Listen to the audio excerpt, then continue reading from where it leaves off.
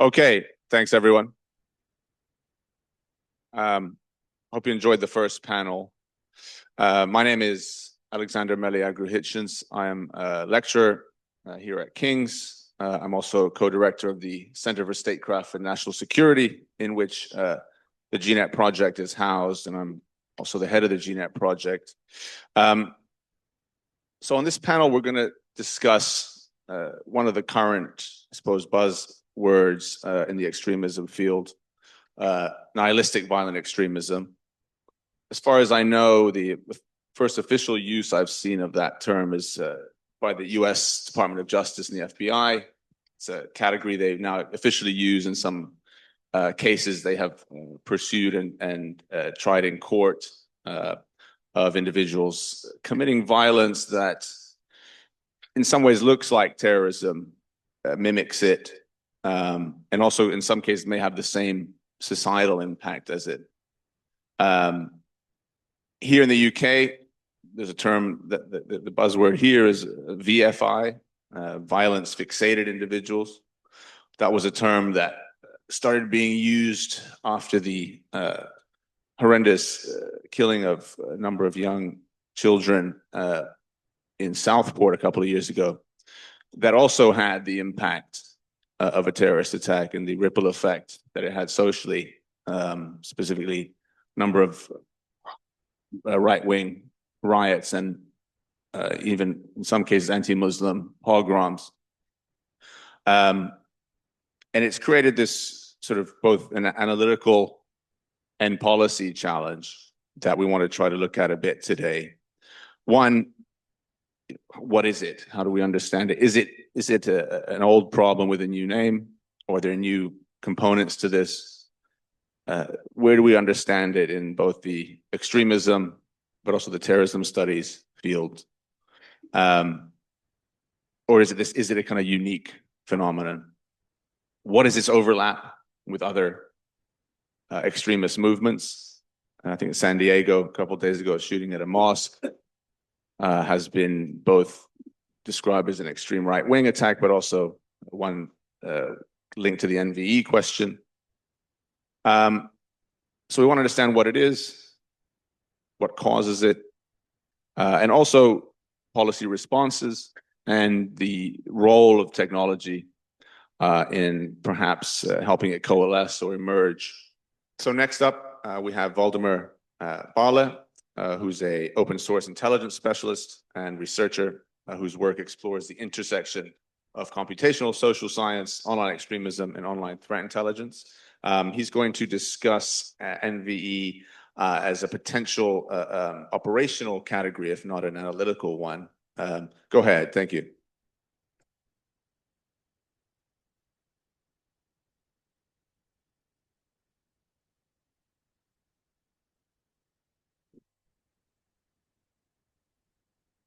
Amazing. Can everyone hear me? I think it works. Awesome. So thanks so much for GNet for inviting me to this event.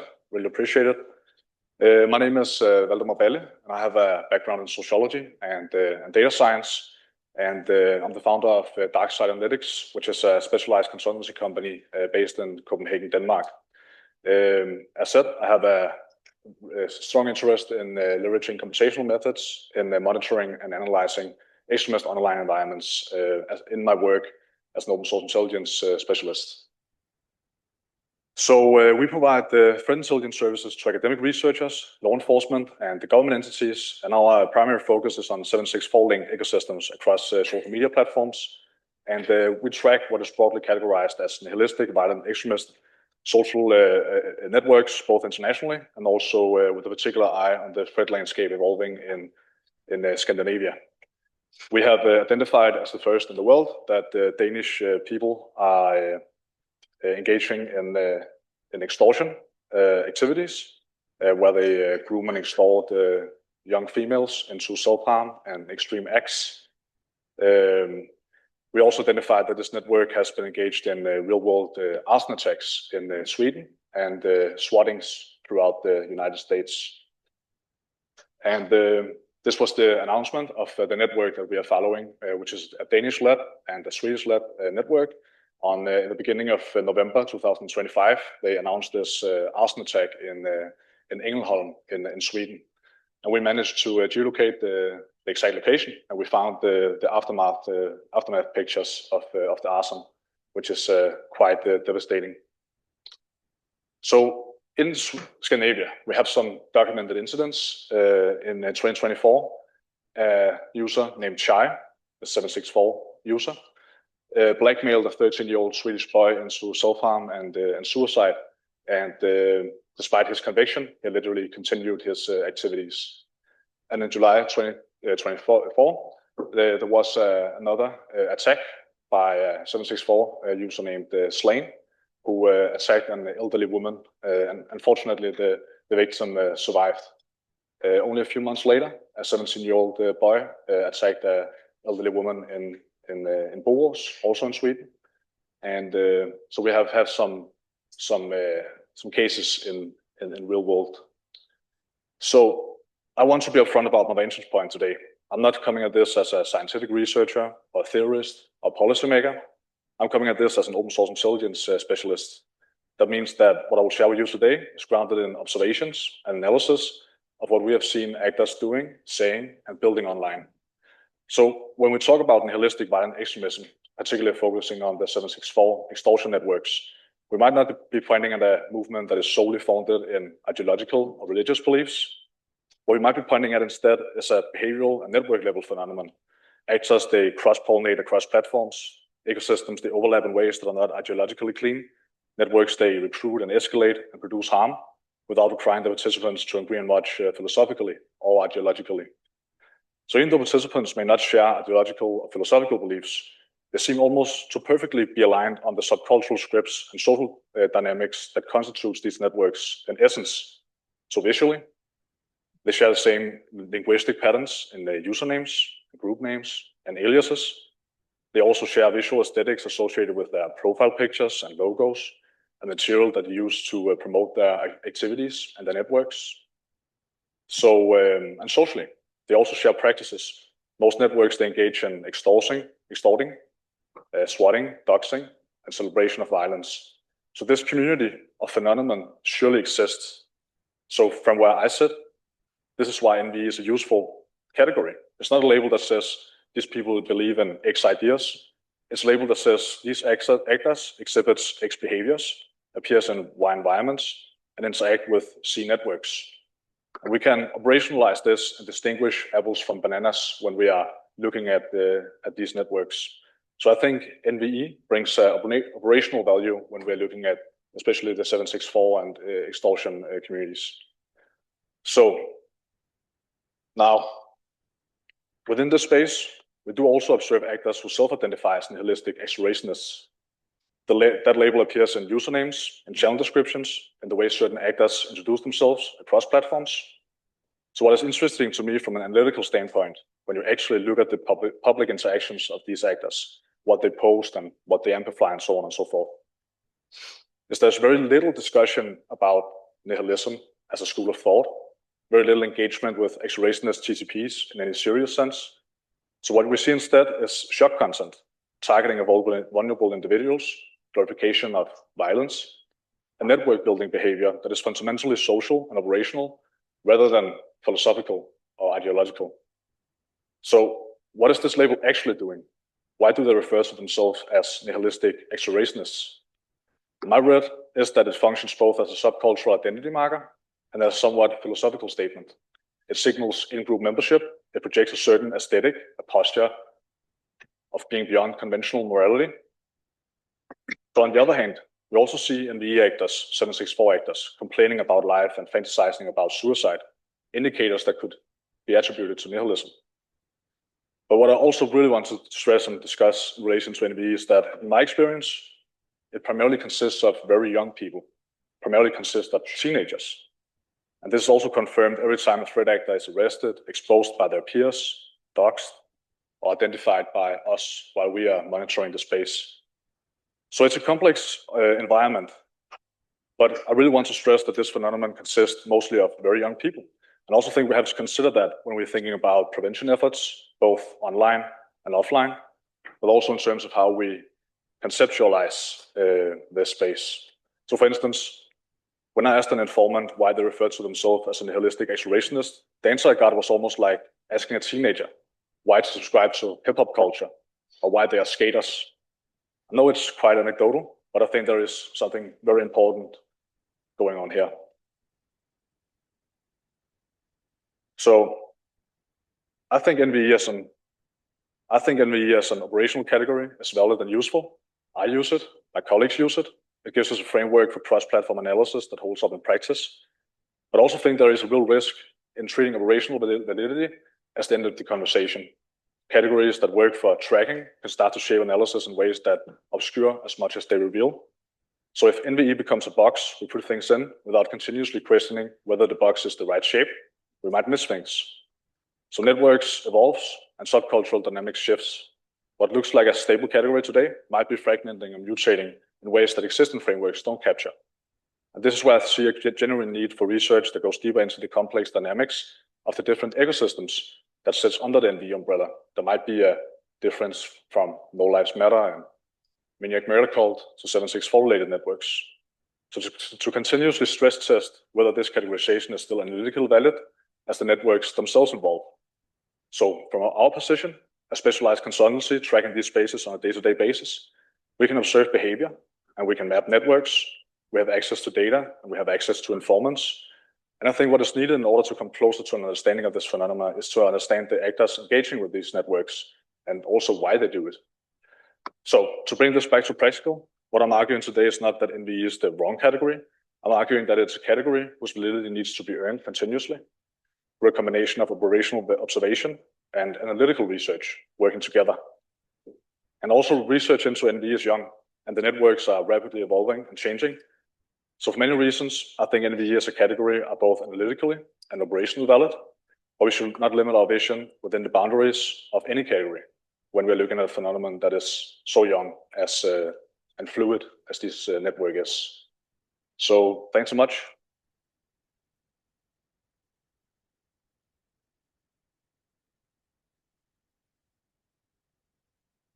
Thanks very much. Interesting to hear kind of other aspects of this that also remind one of what we discuss as the drivers of terrorism amongst youth, the countercultural appeal, the identity building block. So obviously there are things that we can draw from past research on this to understand it, but it has a couple of elements that clearly we're still trying to understand. As you said, the research is still very new in this area. Next, we have Henry Adams, who is the Trust and Safety Director at Resolver and a trustee and independent director at the Internet Watch Foundation. And he is also going to discuss the question of categorizing NVE. Go ahead, thanks.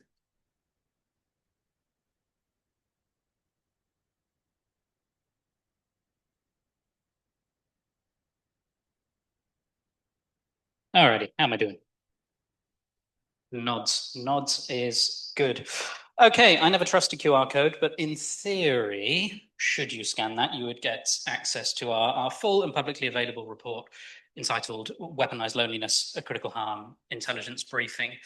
Let me just say a couple of things before I intentionally make not combative remarks, but critical remarks about the term NVE. First of all, for the unfamiliar, Resolver is, in a nutshell, a purely focused trust and safety private intelligence agency. Almost everything that we do is discreet, is sensitive, and is under pretty tight NDAs with the partners that we work with, who are chiefly, but not exclusively, social media, gaming, and tech companies. We rarely, if ever, produce public reporting. So the report that we put out in January to cover the hybrid threat that we refer to as the COM, although that's imperfect, is a rarity. And I say that because we're incredibly grateful for the many partners who helped us at draft stage before we put out the final report so that we could calibrate. And by calibrate, what I mean is that we work across the ecosystem in tracking what is ostensibly a hybrid harm, a harm that defies any of our attempts to neatly categorize, define, or bucket. And from scanning some of the logos there, you'll see that we very intentionally worked across pure counter-extremism, policy, child protection, suicide and self-harm, academia practitioners, law enforcement, regulators, the list goes on and on. In total, we worked with about 40 different organizations to review the report, many of whom, quite rightly, will have chosen to remain unnamed, but nonetheless, we're very grateful to them. I really want to say the same message about 10 times in the next 10 minutes. It's messy. Hybrid threats are messy. Understanding them and defining them is messy. Dealing with them and countering them is messy. The context I want you to hold in your mind for my remarks is that the way that our team operates at Resolver is 99% of the time in a rapid response, critical harm, near real or actual real-time intelligence and investigations capacity. Much of what I'm advocating for here is to zoom out and take a wider view, but the work that we do is deeply operational by definition. So some obvious things that I think actually we would all agree on. Certainly the COM is transnational, and I'm really grateful that we've had a view here of how it's manifesting, particularly in Southeast Asia. We know that it continues to be highly dynamic. If you go back maybe 18 months or 2 years ago, everyone was referring to 764, an increasingly irrelevant term in parts of the world, but still holds cachet in others. In some ways, when we confuse ourselves is when we repeatedly focus on the existence of named subcultures, forgetting, of course, that any given place, any given part of the internet develops its own inherent subculture. 764 manifesting on one platform to the other will have its own cultural markers that make it difficult to define, detect, and to counter. And so to add another Venn diagram type image into the mix, when I say zoom out, well, there's two ways in which Resolver chiefly look at risks, although we look at about 12 different lenses. But the focus for us is either child protection or counter-extremism most of the time. And in the case of MVE or the COM, although we don't particularly use the term MVE, but I'll get onto that, we certainly see three different poles on a spectrum of behavior, activity, and subcultures online. And we're not alone or unique in making this interpretation and framing. One of the interesting things to reflect on, of course, is that what we call sadism COM is typically in the world of child safety referred to as SOE, or sadistic online exploitation. I think that term has a lot of merit and a lot of use. Much of what we might talk about in a counter-extremism context, or particularly where MVE, MNVE is applied as a term, you may argue sits within Terracom. And of course, you then have all of the cyber-related and business hacking activity in what we call the cybercom. The relevant point here really is the dotted lines and the arrows that you can see. Although we would never claim that in every case, people are mixing between these three poles, we have absolutely seen in multiple cases, individuals or groups or networks we're investigating who span across all three. And so the plea here would certainly be, if you're purely focused or interested in NVE in a counterterrorism context, that's fine for the work that you do, but you must consider the child safety, the suicide, self-harm, and the other contexts in which this harm manifests, or we come a little bit myopic in just one expression of that harm. And that's partly because there's really nothing tactically that we see here that is new. Every manifestation of harm is a remix of other harms, including, for example, some of the tradecraft that we see when we're investigating cartels or when we're investigating cults. Much of that is borrowed to great effect. In some ways, it's the same way that we describe the impact of AI on harms. It doesn't necessarily change the attack vector, but it adds the volume, it adds to the level of harm and the capacity of those to be combined to ill effect. Actually, the image that I would focus on is what I'm now showing on screen rather. If you look further upstream at targeting, and I'll caveat this by saying every image we put into our report is imperfect. By the very nature of breaking out sensitive intelligence, you won't find sources or footnotes or any of the things that you would generally be seeking for to have satisfaction in research. You won't get it. But what you do see here is a pretty good illustration of the sheer variety of places we see children, not exclusively children, but majority children, being targeted, groomed, warped, radicalized, choose your words, into spaces where harm can occur. And of course, on the right-hand side, you can then see the huge variety in harms that we see. Again, the point to drill down in, this is messy. Some of the questions I get with this visual is, in the middle, is that proportional for a reason? Is sadism thicker than finance and the terrorism bit in between an assessment? Well, it sort of reflects our operational work, but we far from think that reflects the overall ecosystem. But what it does go to show is that this is considerably beyond just, for example, true crime community. There are many, many drivers indeed, from eating disorders to self-help communities to extreme gore, as to how we see people drawn in and then drawn out to harm. I'm going to skip over members for a second, actually, so that I can talk a bit more around victims. And really that's because much of the discourse we see about this kind of hybrid threat is focused on the why, and quite right. It's incredibly important that we get a better understanding of why is it people are attracted and the role that ideology does or indeed doesn't play in the aesthetic mask. But for Resolver and the work we do to tackle these groups with platforms, the question is much more how. And there's an important paradox that I want to pause on. From looking at how threat actors talk about how they target particularly children, we see a unifying characteristic, which is that they seek out signals of loneliness. And that can manifest in all sorts of different ways, but there's a core consistent seek out of loneliness there. Again, that's not novel. That's true to patterns of grooming and radicalization that go decades back. But if you talk to victim, survivors, representatives, clinical psychologists supporting those families, they will almost tell you universally that those victims and survivors do not agree that it was their loneliness that was the driving factor as to how they fell victim. That's a paradox that's unexplainable in relative terms, but it goes to show that even for a single case, it's messy as to everyone agreeing analytically or from the threat signals, a consistency. So let me flip then in the last few minutes that I have to talk about how messy it is actually dealing with it as opposed to understanding it. Well, one of the issues we have is that, of course, it's cross-platform by nature.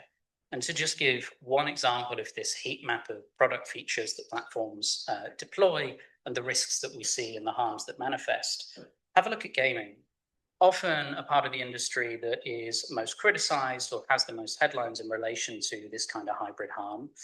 And yet, repeatedly, mostly what we see is that initial contact occurs on gaming, contact that could lead to no harm, friend finding, friend making, or grooming, or radicalization, or MPE.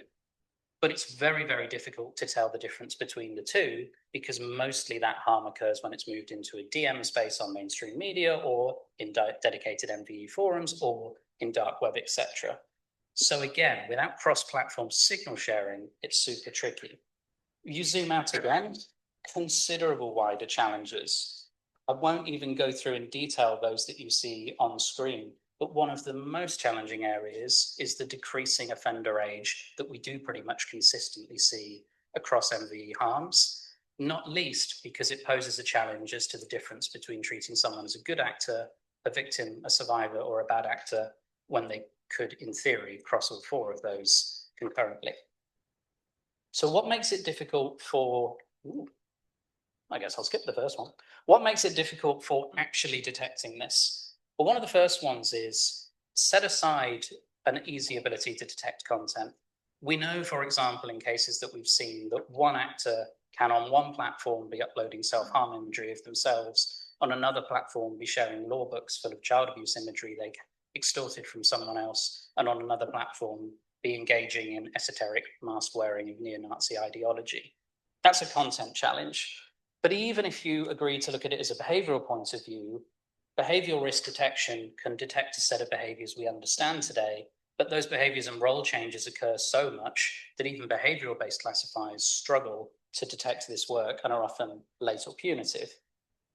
And then the final bit, and why we really don't use NVE as a term, is that misclassification can cause quite serious secondary harm. Just to give three small examples, we can often see vigilantes being treated as defenders when a lot of vigilantes, especially in 764, are active participants in harm. We frequently see victims who probably should be treated as offenders and vice versa, and that changes the intervention opportunity. And downstream, although there are very many interventions platforms can take, for moderators, it's really difficult to give guidance that can scale globally, is easily understandable, and leads to consistent decision-making. In a nutshell, of the things that we've recommended and that we actively support partners on, there's really three things we say. And these aren't exclusive to tech platforms. We say the same to regulators, to law enforcement, and to states, to nation states. If you don't have a hybrid threat response structure or team, you need one. And we differentiate that from having a rapid response or a crisis response team. We're not talking about timeliness. We're talking about the ability to co-locate extremism, child safety, suicide and self-harm, and graphic violence expertise. Not least from a well-being point of view, because we repeatedly see that counterterrorism professionals are not equipped to look at child sexual abuse material, vice versa, and nobody wants to look at gore for a sustained period of time. Signal sharing is staggeringly important, but one of the challenges that we see is a lack of coordinated privacy and online safety regulatory coordination. We're actually quite lucky that we do have that in the UK between Ofcom and ICO, the Information Commissioner's Office. We don't have that replicability, if that's a word, across enough jurisdictions for platforms to act in a way they might want to. And I've already mentioned the importance of trauma-informed support. Final slide I'll show and then I'll wrap up is that specifically I mentioned intervention quite a bit. We think there are three ways in which interventions have power and should be differentiated. The first of all is attempting to reduce gateways, reduce the many different areas in which chiefly, principally children are sought out, vulnerability or loneliness is established and exploited. We think shrinking the operating space has huge value and is where most of Resolver's current efforts with our platform partners go. The bit that we think is hugely underserved in the PCB landscape certainly is increasing the exits. And if you were asked me what's the bit that keeps me awake up at night of any of the things here, it is not those that are caught, even if caught late, and it's not the great work doing on preventing those coming in. It's actually that quite high corpus of people that are somewhere in that pyramid of MVE, have maybe never perpetrated a serious harm, take an asterisk with that, and probably slowly exit those groups as they grow up, but perhaps will never talk about, share, or deal with the trauma they've looked at, engaged in, or otherwise been witness to, and our ability globally to deal with that. All that to say, it's messy to understand it, it's messy to deal with it, and we're incredibly cautious about using terms like MVE for that reason. Thank you very much.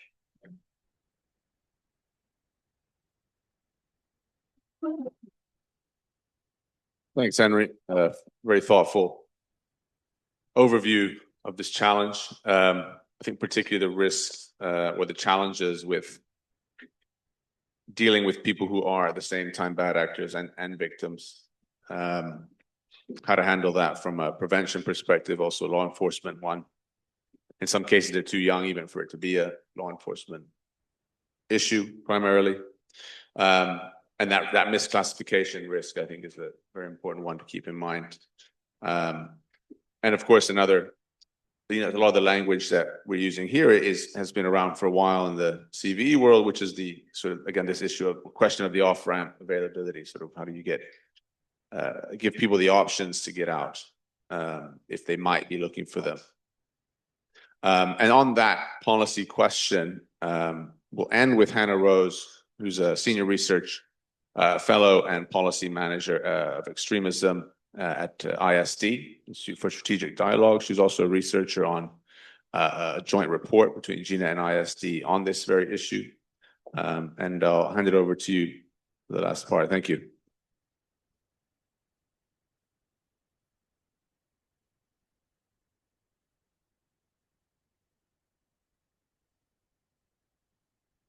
Wonderful. Can everyone hear me? Fab. Hi, I'm Hannah. I'm from ISD. We're a think and do tank. We look at both research, but also policy and action programming solutions to a range of threats against democracy.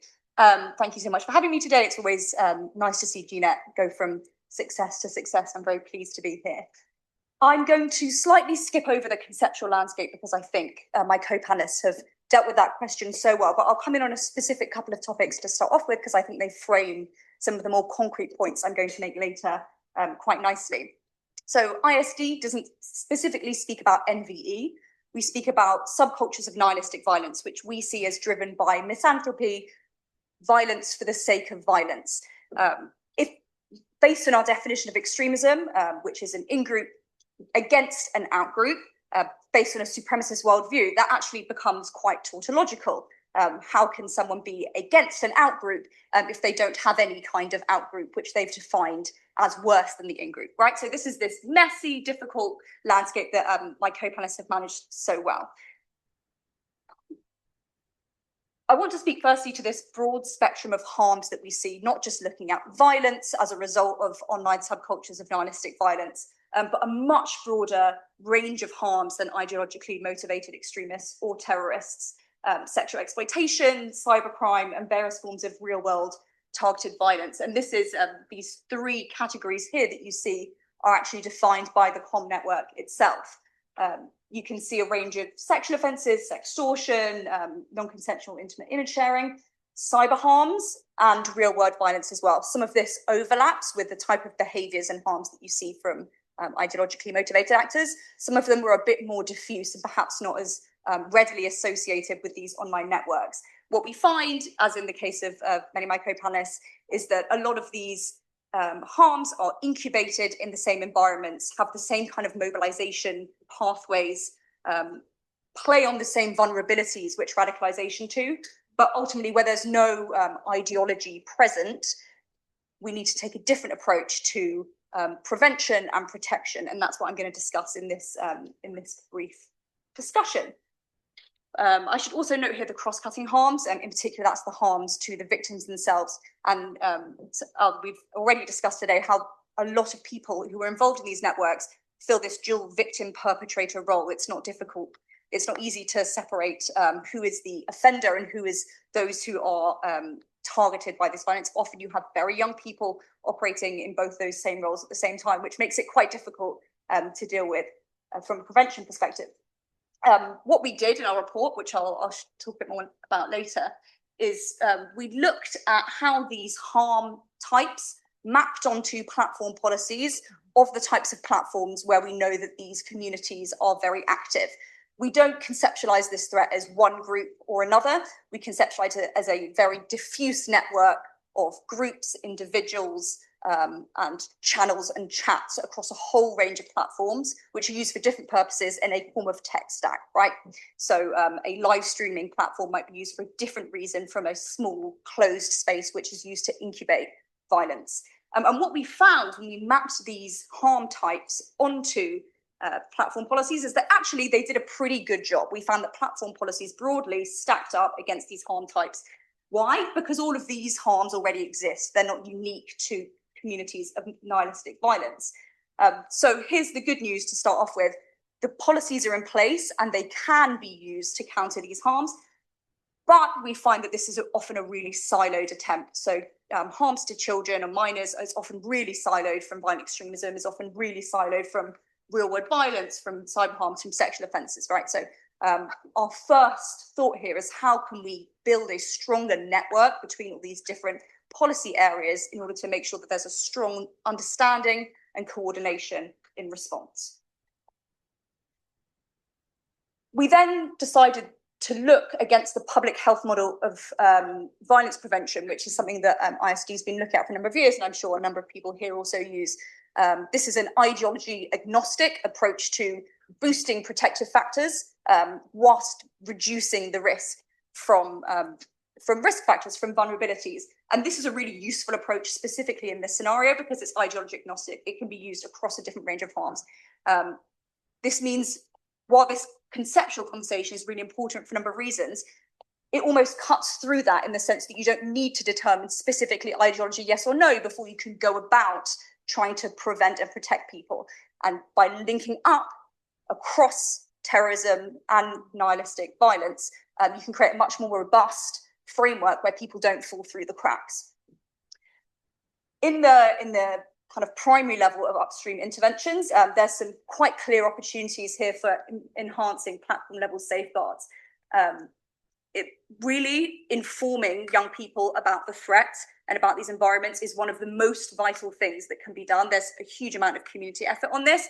And additionally to that, platforms can be linking out to such efforts, providing expert resources and community education campaigns. The more that we're able to inform parents and caregivers about this, the better it is. And you'll see in particular around the holidays, there's a lot more signalling from the National Crime Agency and other agencies that deal with these harms around the risks of online spaces. In the primary prevention space as well, we'd look to build resilience to nihilistic threats. This looks different to what it looks like for ideologically motivated threats. And there's some really promising approaches here, which are perhaps also useful for other forms of harm, such as inoculation-based models. So giving people a piece of harmful information and helping them understand the strategies that are used to manipulate them. And that will work against a range of harms, like I said. There are also some really interesting gamified models which can be used here, which have particularly been useful against hostile state information operations, which can easily be transplanted into this space as well. And there are some opportunities for empowering community-led interventions. And so particularly in TCC, really closed spaces, it's quite hard for researchers and prevention practitioners to access. Often these spaces self-police. So there'll be moderators who are quite strict on enforcing community guidelines. If we can leverage them as ways of intervening in this landscape, then we could be much more able to reach individuals in really harmful spaces. In the secondary and tertiary prevention levels, there's definitely a role for counter-communications here, but where ideology isn't present, ideological de-radicalization won't work.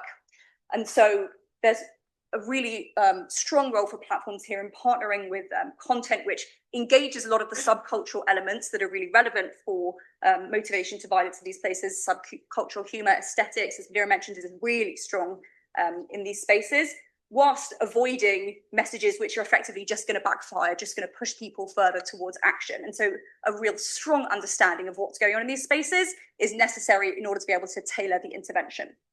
And of course, as I said before, building bridges to support services through keywords, through identifying online behaviours and being able to direct them to relevant support services in a more concrete way across a wider range of harms than just terrorism.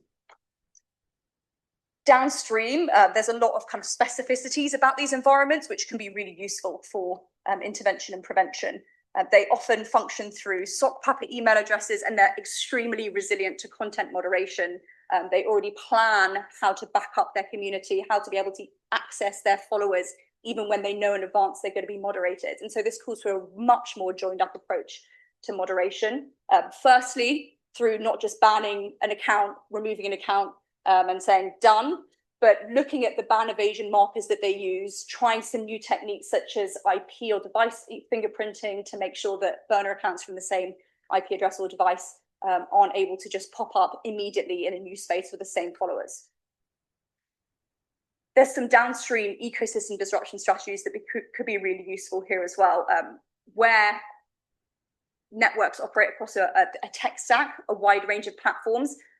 Just one platform operating by itself is not going to be able to reduce the harms from such a resilient, harmful network. Rather, these kind of action days, you see here one by Europol, which was actually to do specifically with terrorist content, but these kind of spaces and action days to deliver wholesale ecosystem disruption across a range of platforms at one time could be much more promising. And GiftCT also has an amazing opportunity here through its fantastic network of platforms.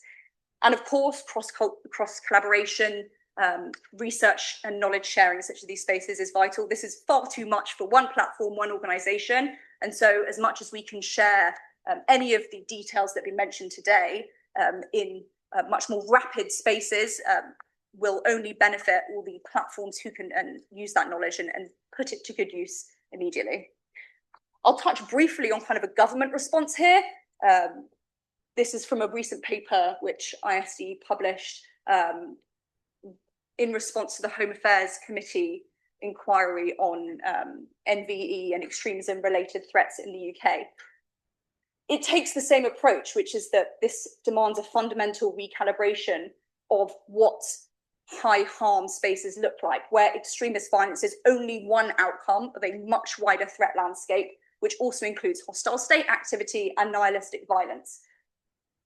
Often we see measures, counter-radicalization or counter-extremism measures overburdened by harms such as these, which it wasn't designed for, and is unable to effectively deal with them. And that's what we saw in the case of the Southport attack a couple of years ago, where he was referred to Prevent 3 times and rejected because he didn't have an ideology.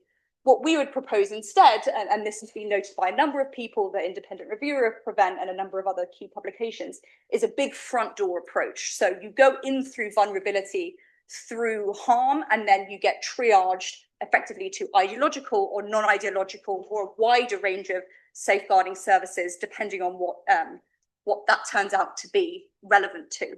But it means that you don't miss those who don't have an ideologically motivated threat, and that you focus on safeguarding forward and behaviour forward prevention. So to conclude quickly, because I suspect I've gone over, we have to be looking much more broader than we found a new group such as 764 and now we're going to ban it. This is a much more agile, decentralized ecosystem with a much wider set of harms associated, much more resilient online activities, and demands a way of looking at this threat which is more agile and more zoomed out. So we're looking here at how we can coordinate across violence prevention and child safety sectors more broadly, understanding what is going on in these spaces, the aesthetic and subcultural dimensions, when they do interact with ideology as well, but not relying on that as the only way that we can look at it. And so I'd summarize in that point at the bottom, and rather than just responding to it as a group-based threat, and this is my one thing which I would hope you would take away, joining up prevention systems to identify behaviours and harms, and making sure that we can safeguard children online across a wider range of threats.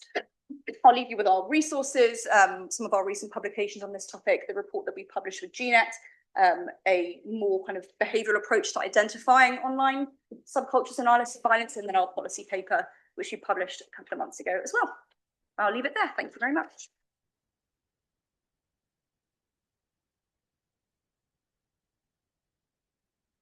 Thanks, Anna. It's useful to hear about the platform policies that do work, but also the ongoing problems with this siloed approach, which doesn't quite reflect the fluid nature of the phenomenon.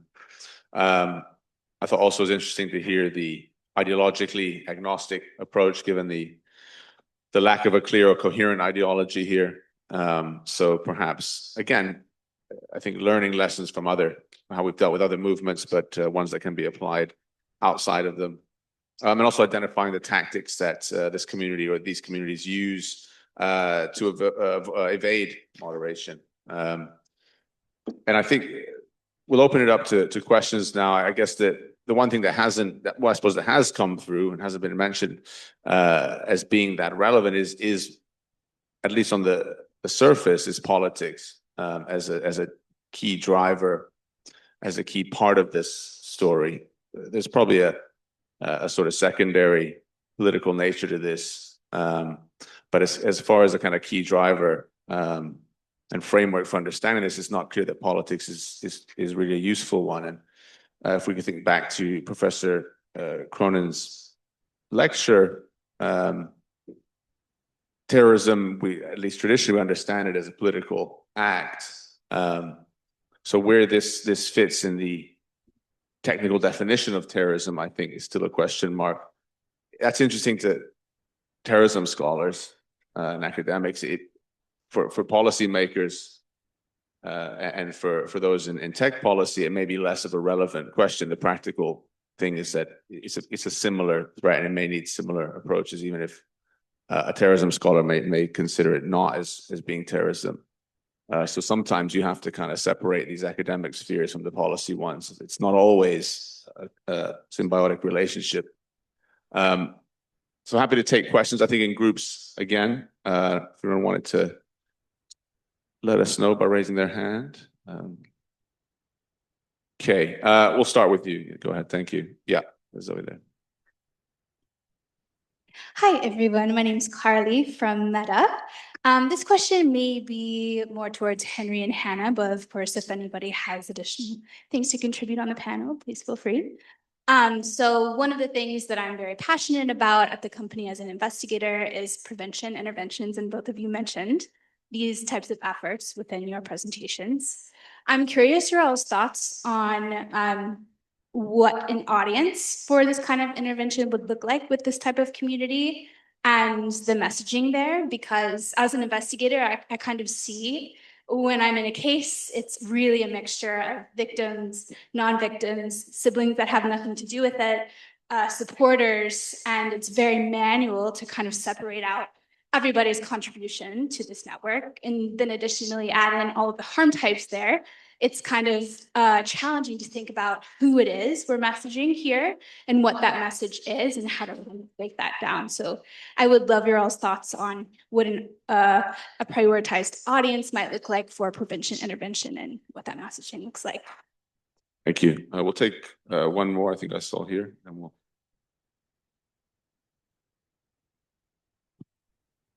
Thank you. Basile from GSurf. It's a question to any of the panelists. It seems like a lot of the interventions and the recommendations are focusing on the communities online, but what about real life communities and what about the parents in first place? Thanks.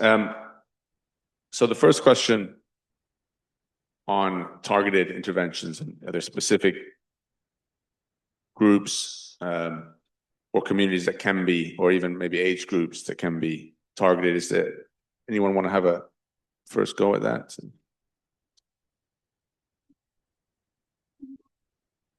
Hi, thank you for your question.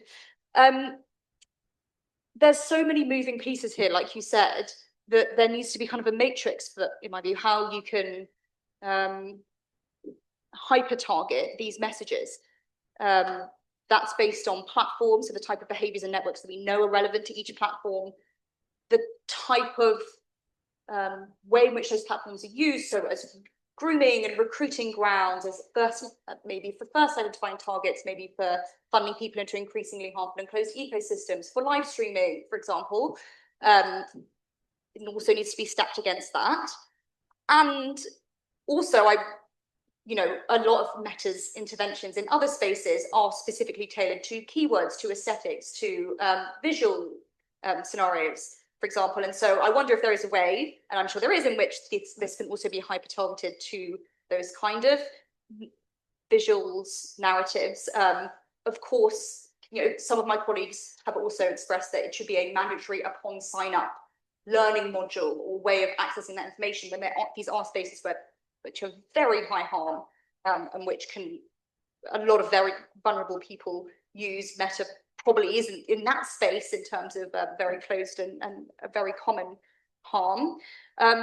In terms of messages, I'd imagine you need to message test that against focus groups and people who've been involved in those spaces and come out again. I couldn't give you that answer now, but there would be a more robust way of approaching that problem through seeing what works against space, harm, vulnerability, ideology or not. And so I think that's a piece of work which perhaps platforms, I can imagine, would all benefit from as well.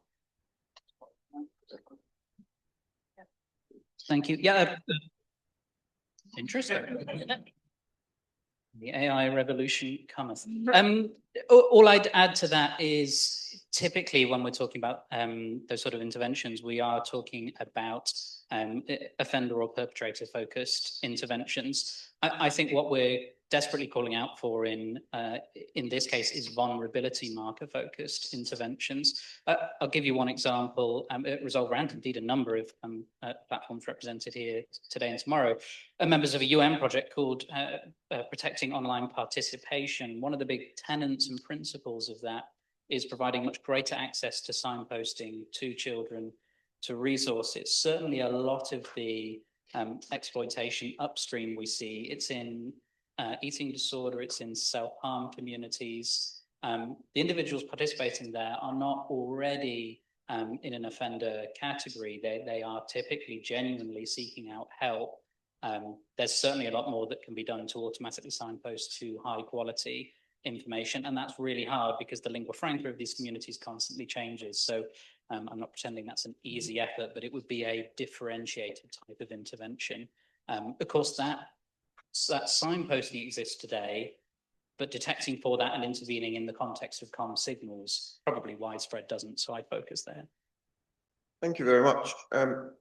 Just a question for everyone. I wonder if you could talk more specifically to the hacking part of the cyber harms. And the context I'm kind of thinking of is like 10, 12 years ago, we were talking about UNAID Hussein and like, you know, cyber terrorism from ISIS, which never really went anywhere. So I'm kind of interested to understand, outside of the kind of like blue on blue, to use a term, like the intra-comm violence and conflict, what does the sort of appetite and threat look like in terms of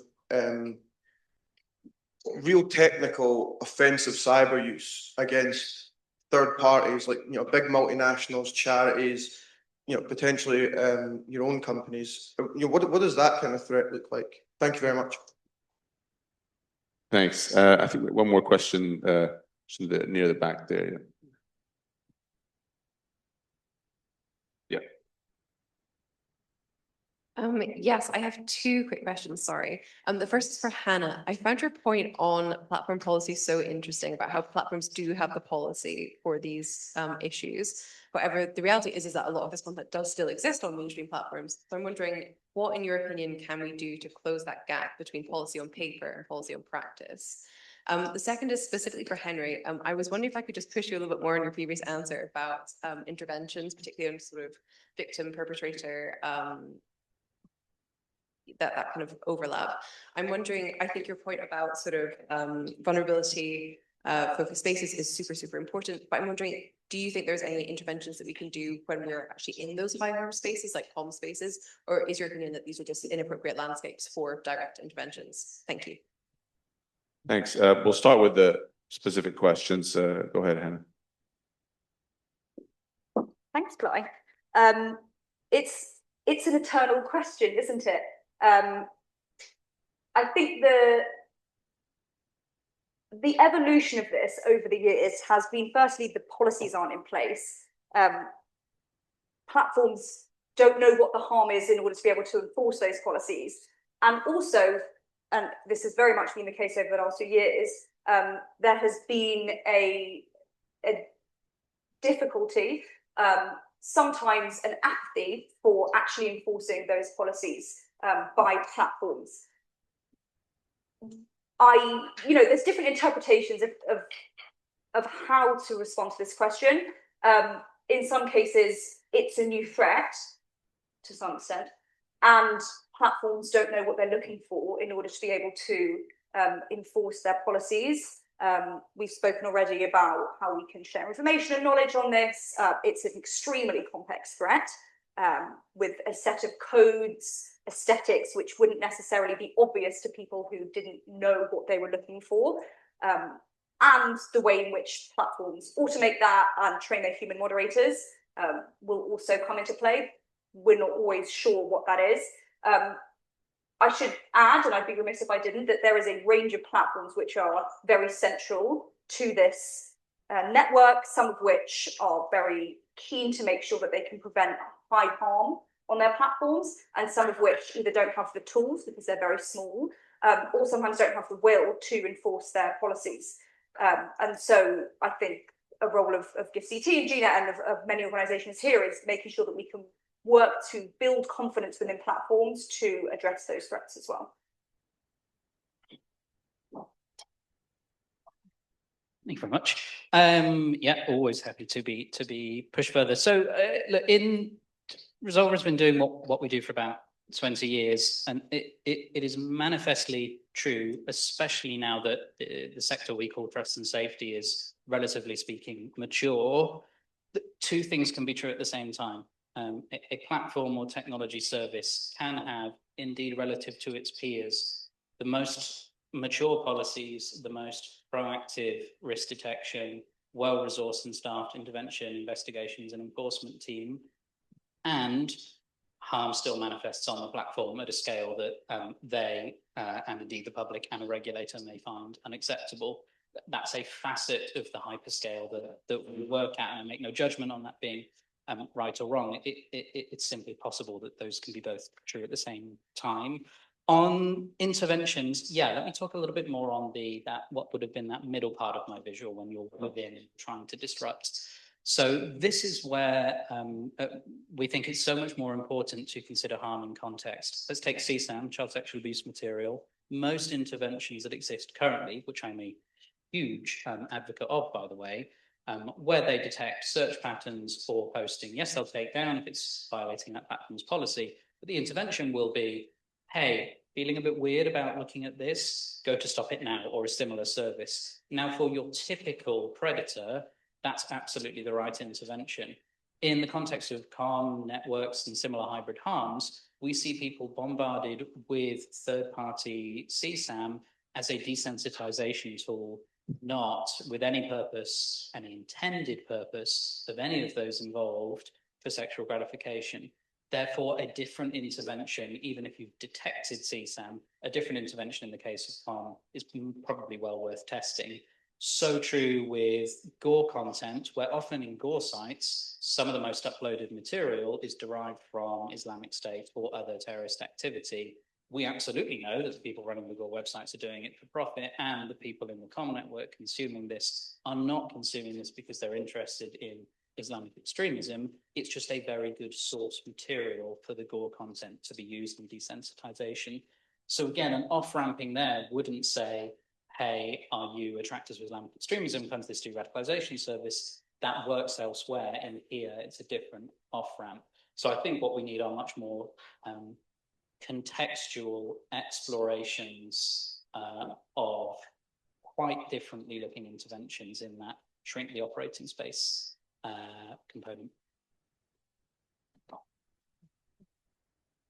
Thank you. And just on the last question, which was both about the possibility or the existence of any kind of intra-network rivalry or attack on one another, and related to that, the possible use of cyber attacks on, again, rivals or even on companies that are seen as cracking down on them. Is that anything any of you have come across?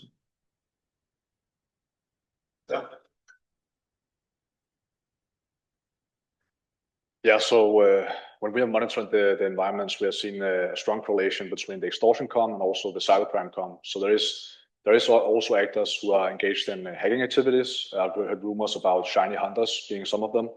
And of course, they're also engaged in doxing of each other and also hacking each other's accounts. And that is also a way to dox, expose personal identifiable information about rivals. So we're seeing instances of that. Thank you. Well, with that, if you could join me in thanking the panel again. Thank you.